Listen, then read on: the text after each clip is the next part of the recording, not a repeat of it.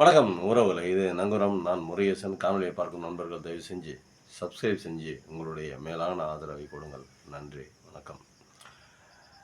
தாவேகாவோட Karur incident இன்னைக்கு தீர்ப்பு வந்திருக்குது. உச்சநீதிமன்றம் அதிரடியாக ஒரு தீர்ப்பு சிபிஐக்கு மாற்றியிருக்காங்க. சரி, யாருடைய வாதத்தை ஏற்று சிபிஐக்கு மாற்றிருக்காங்க அப்படின்னாக்கா, நம்ம அந்த செல்வராஜன் யாரோ ஒருத்தர், அவர் அந்த அந்த அந்த பையனோட அந்த கதையெல்லாம் உங்களுக்கு தெரிஞ்சிருக்கும், நீங்கள் பார்த்துருப்பீங்க. ட்ரைப்ஸ் சேனல் துல்லியமாக நேராக ஒரு பத்திரிகையாளரே நேராக போய் எல்லாத்தையும் விசாரித்து கேட்டு உணர்ந்துட்டாங்க. தாழ்த்தப்பட்ட ஒடுக்கப்பட்ட சமூகத்தை சேர்ந்த அருந்ததியர் இனத்தை சேர்ந்த ஒரு குடும்பம் அது. அதில் பெரும்பாலானவர்கள் அருந்ததியர் இனத்தை சேர்ந்தவர்களாக தான் இருக்கிறாங்க. அவங்க ஒரு கல்வியறிவற்ற நிலையில், ஒரு படிப்பறிவு கல்வியறிவு இல்லாத நிலையில், இந்த சுப்ரீம் கோர்ட்டு, ஹைகோர்ட்டு என்ன அப்படிங்கிறது தெரியாத ஒரு நிலையில் இருக்கக்கூடிய ஒரு கடைநிலையில் இருக்கக்கூடியவங்க தான் சொல்லணும். அதாவது சாதிய அடுக்குகளிலேயே கடைநிலையாக இருக்கிறவர்கள் அந்த அருந்ததியர்கள். அப்படி தான் இந்த சமூகம் வச்சிருக்குது. நம்ம சொல்லலை, அப்படி சமூகம் அப்படி வச்சிருக்குது. அவர்கள்ட்ட கொண்டு போய் அவங்க மண்டையை கழுவி அவங்கள்ட்ட நான் இப்போ அரசு வேலை வாங்கித்தரேன், பணம் வாங்கித்தரேன், அதை வாங்கித்தரேன், இதை வாங்கித்தரேன் அப்படின்னு சொல்லிவிட்டு அவர் மூலமாக கேஸ் போட வச்சுருக்காங்க. சுப்ரீம் கோர்ட்டில் மனு போட வச்சுருக்காங்க. அதனால் அவருக்கும் அந்த குழந்தைக்கும் சம்மந்தம் இல்லை. அந்த பையனை குழந்தையையும் அவன் வீட்டுக்காரமாகவும் விட்டுட்டு அவர் ரொம்ப நாளாக எங்கேயோ வெளியே போயிட்டார், வேறு என்னென்னமோ சொல்கிறாங்க. அது ஒரு கதை அப்படியே இருக்கட்டும் வச்சுக்கங்களேன். நம்ம இந்த சிபிஐக்கு வருவோம். சிபிஐக்கு மாற்றிட்டாங்க. அது சுப்ரீம் கோர்ட்டில் இந்த வாதத்தை, இந்த செல்வராஜுங்கிற ஒரு வாதத்தை எடுத்து சிபிஐக்கு மாற்றிட்டாங்க. சரி, இப்போது நமக்கு என்ன தெளிவாக இருக்க வேண்டியது, நீங்கள் எந்த தவறுமே பண்ணலை.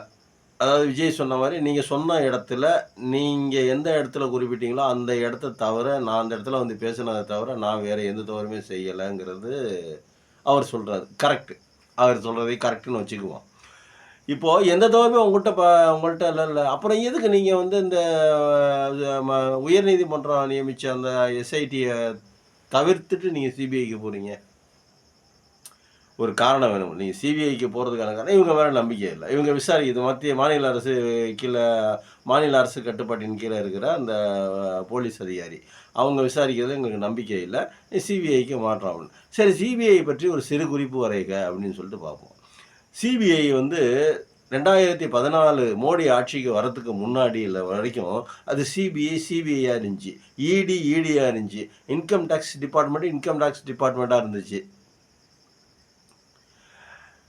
என்ஐஏ அப்படின்னு சொல்கிற நேஷனல் இன்வெஸ்டிகேஷன் ஏஜென்சி, அதுவும் அதனுடைய இயல்போடு இருந்துச்சு அப்படின்னு தான் நம்ம பார்க்குறோம். 2014க்கு அப்புறம் அதனுடைய தரம் தாழ்ந்து ஒரு எடுப்பார் கைப்பிள்ளையாக, அதாவது ஆட்சியில் இருப்பவர்கள், அதிகாரத்தில் இருப்பவர்கள் எடுப்பார் கைப்பிள்ளையாகத்தான் இந்த இன்வெஸ்டிகேஷன் அமைப்புகள் அனைத்துமே இருக்கிறது, ரா என்கிற ஒன்றை தவிர.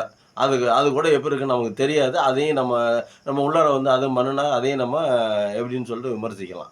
இது தப்பே இல்லை. சுப்ரீம் கோர்ட்டே விமர்சிக்கும் போது, சுப்ரீம் கோர்ட்டு நீதிபதி மேலே செருப்பையே எடுத்து வீசும்போது, அதுவும் தலைமை நீதிபதி மீது செருப்படுத்தி வீசும் போது, தீர்ப்புகளை விமர்சிக்கும் போது, நீதிபதிகளை விமர்சிக்கும் பொழுது, நம்ம இன்வெஸ்டிகேஷன் ஏஜென்சிகளை நம்ம விமர்சிக்கிறதுல தப்பே இல்லை அப்படின்னு தான் நான் நினைக்கிறேன்.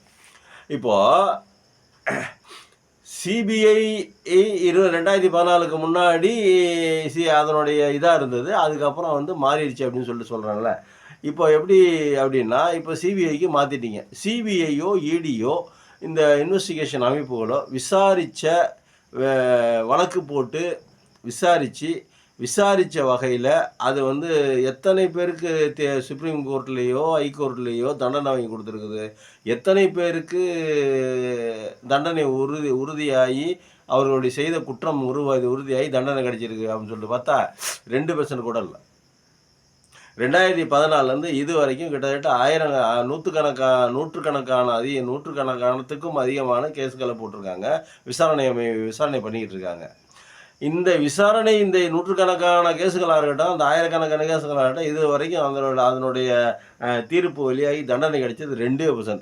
பாக்கி 98% இவர்கள் போட்ட கேஸில் இன்னும் குற்றப்பத்திரிகை தாக்கல் பண்ணாமையே நிறைய கேஸுகள் இருக்குது அப்படின்னு சொல்லிட்டு புள்ளி விவரம் சொல்லுது.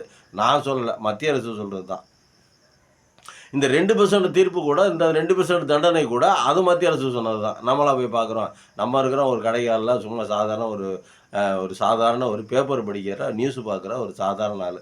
இதெல்லாம் இப்போ மத்திய அரசு சொல்ற நிதி புள்ளிவிவரம். சரி.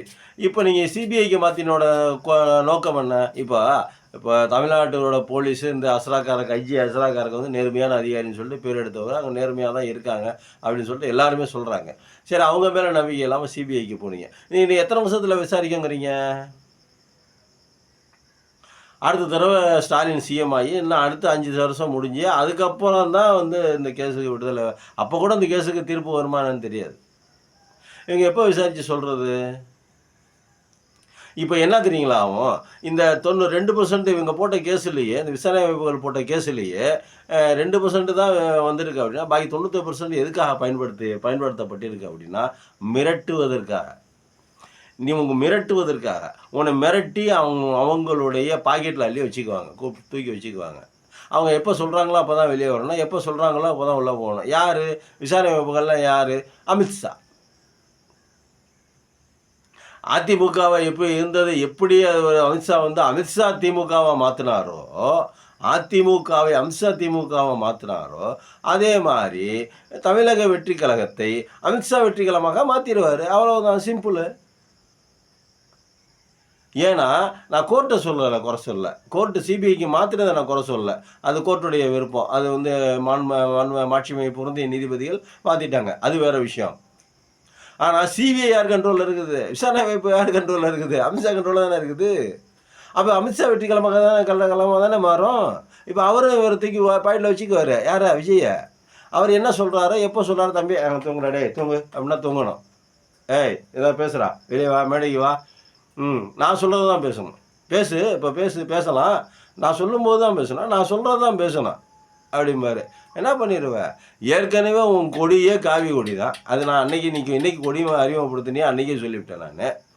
அதுக்கப்புறம் அவனோட கொள்கை எதிரின்ன. இப்போ நீ எந்த கொள்கை நீ போய் எதிர்க்க போற? எந்த கொள்கையை நீ போய் எதிர்க்க போற? நீ விசாரணை சிபிஐ கைக்கு போயிடுச்சு. ரைட்டு, நாளைக்கு சிபிஐ அதிகாரி விசாரிப்பாங்க. விசாரணை சிபிஐக்கு போயிடுச்சு. நாளைக்கு வந்து விசாரிப்பாங்கன்னு வச்சுக்க.